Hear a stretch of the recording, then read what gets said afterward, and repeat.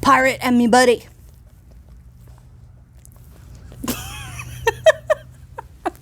Want big pirate vibes on a small budget? You only need to sail as far as your stash, matey. Later this year, I'm going to be making a late 17th century historically adequate Captain Hook cosplay. And I have to be honest, fitting just normal pants is hard. Since it's an even bigger challenge to take a pattern meant for a masculine body and put it onto a feminine body, I wanted to practice the techniques before I cut into the good fabric. And so this venture hauled anchor. Arr!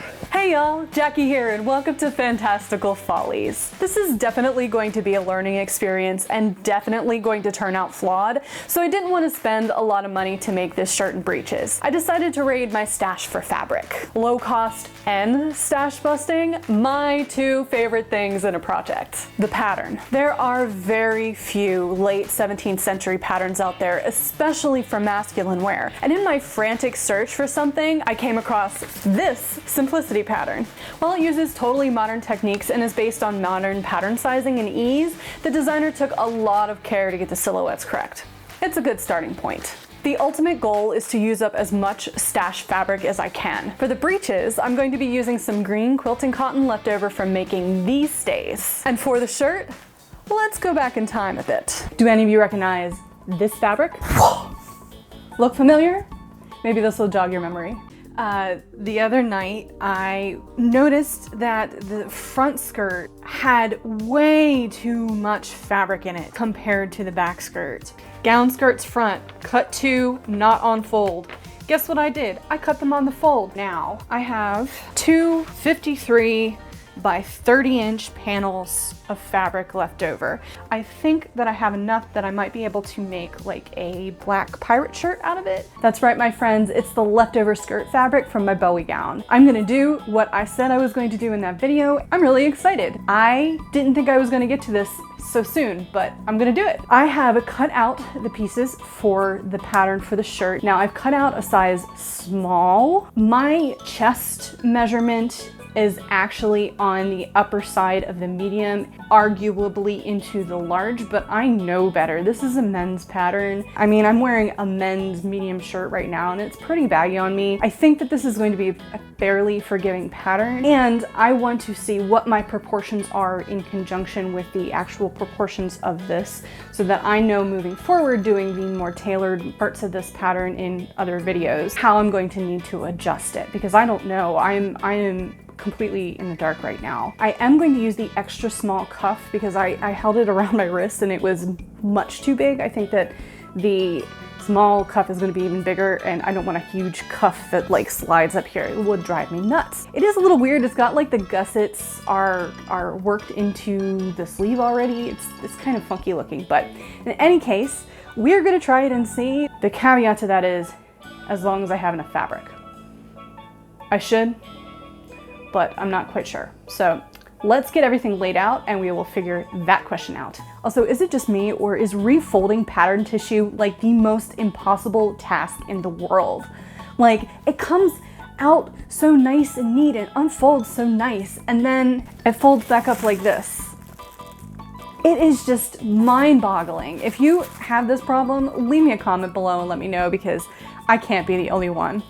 That is basically all of my fabric. I only have one little square left, plus the hem bit, this stuff that is useless.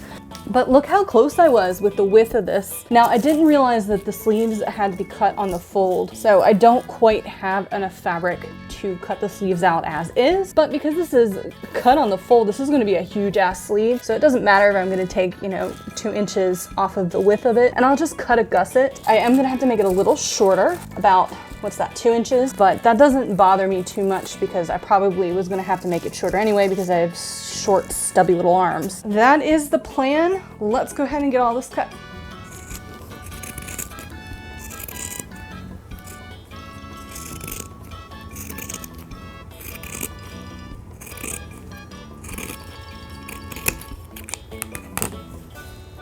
All right, let's go get the side seams felled.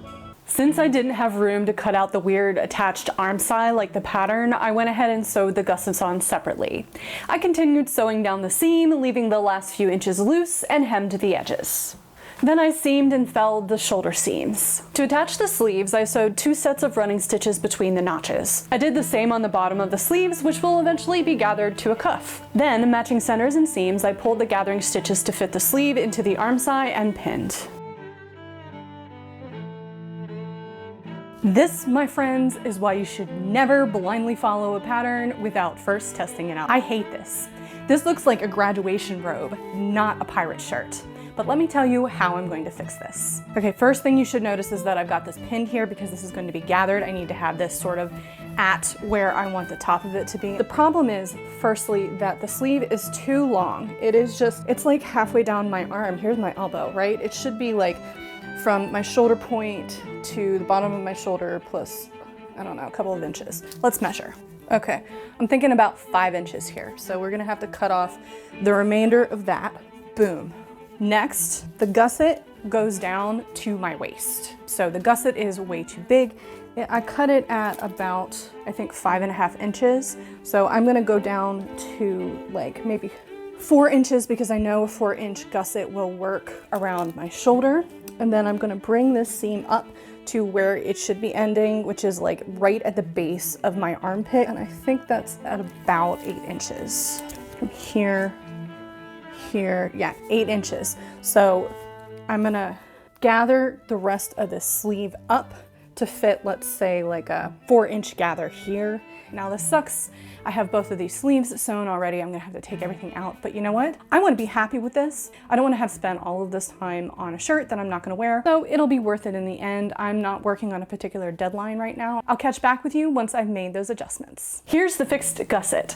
I ended up making it 5 inches square, I think. For the shoulder, I marked 5 inches from the neckline and 8 inches down, drew a diagonal line and cut. Then I reattached the sleeve. This ended up to be just a little too short on my bicep in the final shirt, and next time I'll probably do 8.5 or 9 inches.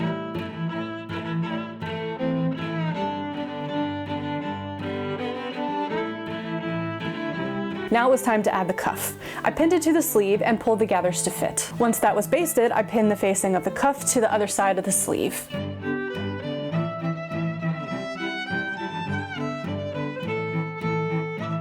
All right, so I almost got ahead of myself with the cuffs. I forgot to attach the ruffle. The ruffle needs to go like in between the cuff before I sew the cuff together. So I'm going to go down and get that finished. Time to add the ruffle. Oh no, wait. Somebody is embarrassed about her ironing board cover. Can you all do me a favor? Leave my mom some love in the comment section and tell her that you really don't care what her ironing board looks like. Okay, so I ironed the sewed cuff, clipped the corners, and turned it right side out. Then I turned in the seam allowance on the edge of the cuff and pressed. Here's the sleeve ruffle, which I've gathered on one edge and pressed under twice on the other. Then it was a matter of pinning the edges down, gathering to fit, and pinning to both sides of the cuff.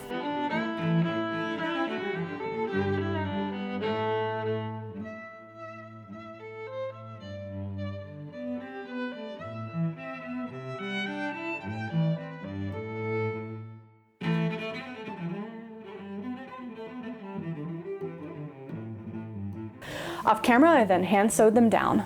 I also, at this point, covered the raw inside arm size seam with a reinforcement strip and hand sewed that down.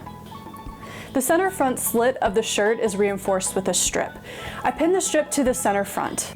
Then I sewed around the cut line at about 1/4 inch, reinforcing at the bottom.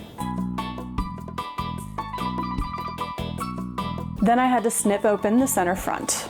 Ugh. Now, sometimes I'm an idiot. I was thinking, oh, all my pieces for my projects are already cut. I don't need to bring my scissors with me. But no, I had lots of cutting to do, and there really weren't any good scissors available for the job, especially since I'm left-handed. So I struggle bust my way down the center front, first with my embroidery scissors, and then the next best thing. Then I flipped the facing out, ironed it, and roll hemmed it to the inside of the shirt. And then I added the collar just like I did the cuffs.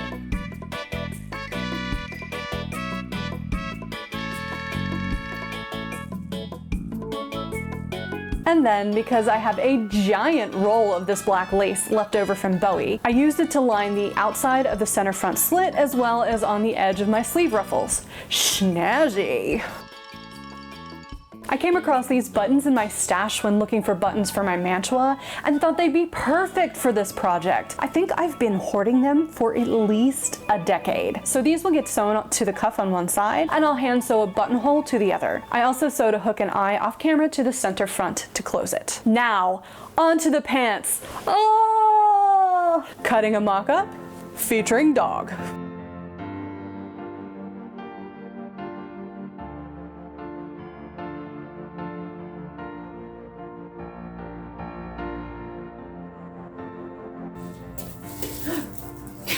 Crosby.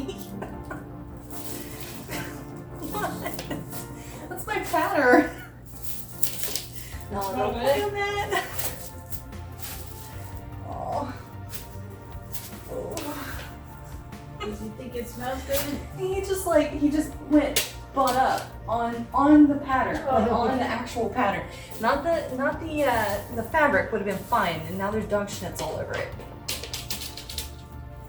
So I did a mock-up of the breeches, tried them on off camera for the sake of modesty, and they fit me in the legs almost, but it does not account for me being very hippie. So I need to add about 4 inches to the waist. Now it's hitting me kind of at the widest part of my waist. It's really unflattering. I do think that that is where it's supposed to hit, but because if I leave it that way, I'm never gonna wear it because it's not flattering. I decided I'm going to lift the waistband about 1.5 inches so it goes over my big hips. And then I think what I'm gonna do, I'm gonna experiment with this first. On the sides and the seat, extend about 1/4 inch, so that's 1/2 inch on each side, and then make up the rest in the front. Let me go down and show you my changes after I've made them. Maybe it'll be a little bit clearer. So yesterday after some noodling, I thought the easiest thing to try was to sew everything at 1/4 inch seam allowance instead of a 5/8 inch seam allowance, which basically means expanding everything by 1/2 inch. That worked. It's a little loose, but I think I can play around with it. So that is what I decided to do. I also decided to take it up slightly above the knee by about 2 inches. When I tried that on, it was still a little long. So in the long run, I ended up slicing at 1/2 inch above the flap line and then moving everything up by a full 3 inches. I am really short. I think it's going to be fine. I did have to cut at the flap and expand it out to the edge of the new seam line because I didn't want to take in any width at the knee because we need to make sure that I have enough space to bend it. And then I went down onto my pattern and realized I didn't have enough fabric. I need 1 7/8 of a yard. I have like 1.5. And even shortening it, as you can see here, I'm short about, I don't know, 6 inches. So I panic ordered some green fabric from Joann's and ran up there and picked it up. It's not the same color and it's a little lighter than I wanted. I'm worried it's going to look a little wonky with the one side of my stays that I was hoping to match it with. But in the end, I think it looks all right, and now I can fully line these breeches. I think that is going to be a good thing, so it's all right. It only has put me a day behind, so it's not the end of the world. So the plan for today is to get as far as I can with these breeches. I'm thinking I might be able to get them at least up to the point where they're ready to hand sew. Fingers crossed. Wish me luck, y'all. After adding my modifications to the pattern, it was time to cut out, again with sketchy scissors. These at least are better than the others, although if you can't tell, I'm still struggling. Now for some lazy sewing. I matched the front lining pieces with the front fashion pieces and then pinned the 4 layers together at the center front seat and stitched them all together. I then flat lined the fly pieces and sewed. Then I clipped the curves and turned them right side out and pressed.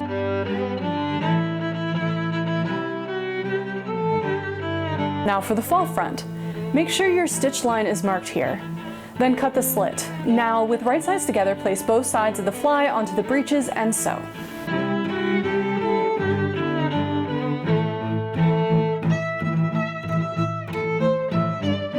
Next, we need to prep the facing. Now for this and all the other faced pieces, the pattern calls for interfacing as well, but I couldn't be bothered. I placed the lining and fashion portion of the fall front facing together and turned and pressed the edges to the wrong side. Here's where shit starts to go really wrong. Once the facing was hemmed, I snipped on the snippy line. It kind of leaves these weird little dingles. Then I placed the facing onto the fall front. Guess who forgot to account for letting the center seam out? I ended up just slicing it open and sewing some leftover fabric in the center. Not pretty, but it's facing, so who cares? Then I put it right sides together onto the fall front. Once it was pinned, and make sure you put the dingles on the outside of the fall front, I sewed along the dingles, the sides, and the top edge. Now all I had to do was snip and flip. Gonna take some patient pressing to get that corner neat though. Next I sewed the center back seam and pressed it open. Then I pinned and sewed the inseam.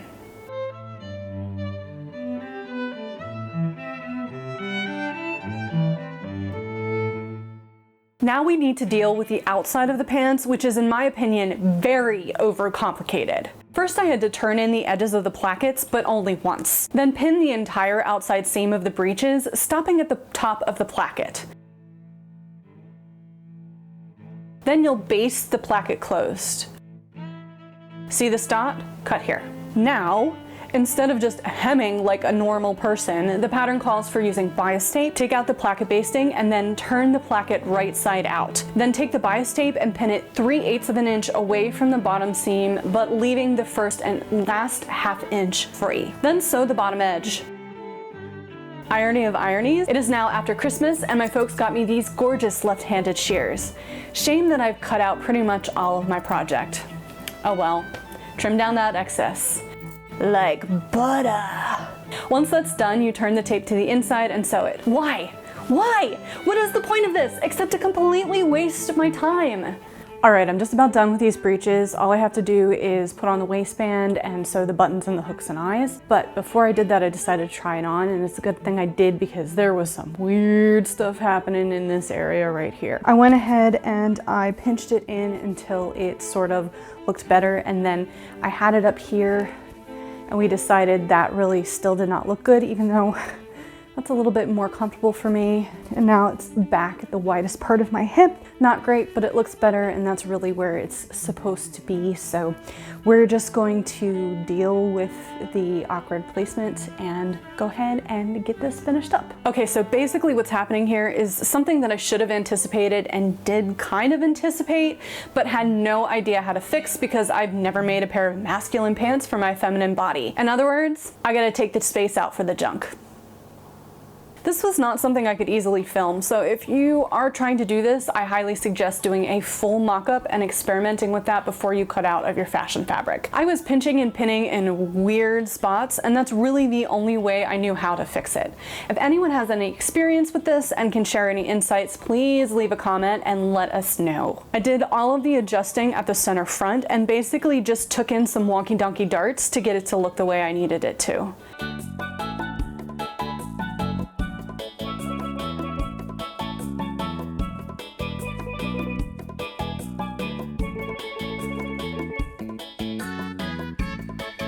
Here's the bits I ended up taking out. That still wasn't quite it, so I did another pinch and pin and readjusted. Here's where I fixed the fall front. I ended up taking out almost all that extra fabric I put in. Oh my god, what a mess. But you know, this is the practice round before I get to the good breeches, so at least I'm learning now. I still, even with them finished, don't think it's perfect, but that's okay. It is what it is, right y'all? Here's the final adjustments.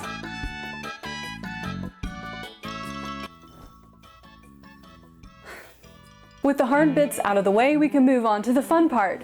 Buttons! No, not the buttons! Not my gumdrop buttons! These I had to buy because I forgot I needed 2 buttons for the fall front and forgot to bring any with me. But I have a thing for nautical everything and bought a huge amount of brass anchor buttons sometime in the past. Perfect for this project. These are going to button the placket closed. Then the waistband. There are gathering stitches at the center back. Pull those to fit. Then sew the waistband on and press the seam allowance up. Then right sides together, pin the top of the waistband facing to the top of the waistband.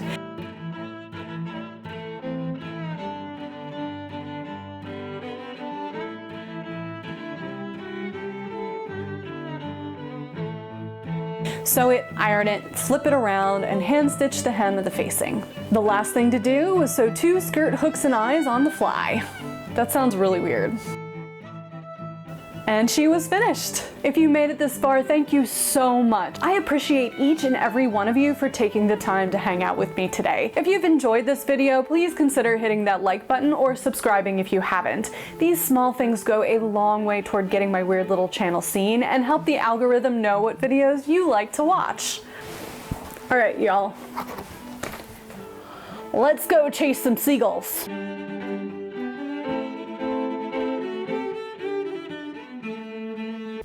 Drink up, me hearties, yo ho.